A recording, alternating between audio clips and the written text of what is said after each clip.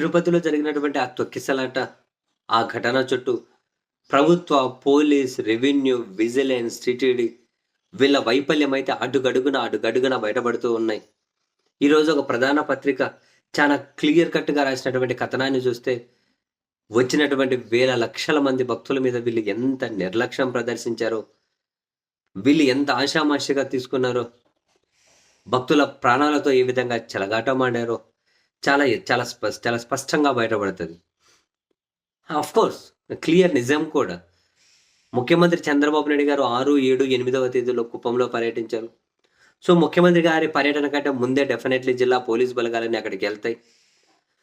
తిరుపతికి సంబంధించి additional SP దగ్గర నుంచి, డీఎస్పీల దగ్గర నుంచి అందరూ కూడా నేరుగా కుప్పం వెళ్ళిపోయారట పోలీసులు. చాలామంది అందరూ కుప్పం వెళ్ళిపోయారు.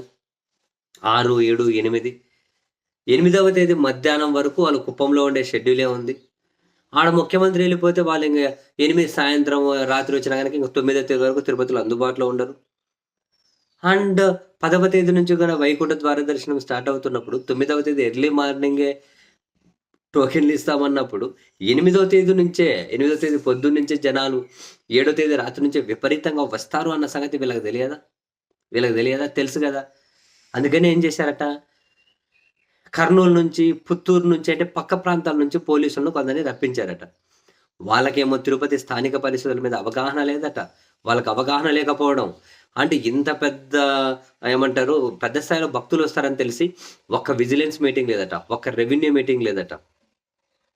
ఒక్క విజిలెన్స్ మీటింగ్, ఒక రెవెన్యూ మీటింగ్, ఒక పోలీస్ సమీక్ష, ఒక్క ఈవో అక్కడికెళ్ళి పరిశీలించింది లేదట. ఒక్క అడిషనల్ ఈవో పరిశీలించింది లేదట. ఒక్క మీటింగ్ లేదట. ఒక సమీక్ష లేదట.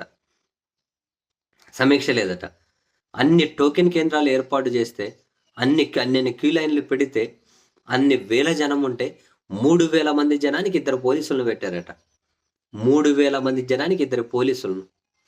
ఏంటిదంతా?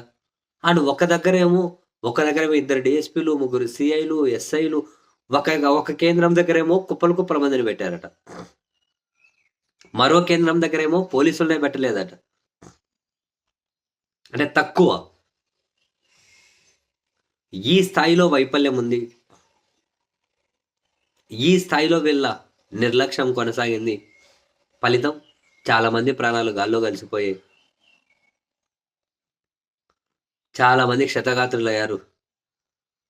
కొందరు భక్తుల వాళ్ళు కోల్పోయినటువంటి మృతుల కుటుంబ సభ్యుల వ్యూ పాయింట్‌లో చెప్పాలి అంటే, దేవుని దర్శనం కోసం వచ్చినోళ్ళు డైరెక్ట్‌గా దేవుని దగ్గరికే పోయారు అని పాపం చాలా బాధపడుతూ ఏడుస్తూ చెబుతున్నారు. ఎంత దారుణం! ఎంత దుర్మార్గం! ఏం చేద్దాం? ఈ విధంగా వాళ్ళ బతుకులు తెల్లారిపోయినాయి. వీళ్ళ చేతగానితనం, నిర్లక్ష్యం, మానిటరింగ్ లేకపోవడం, ఛీ!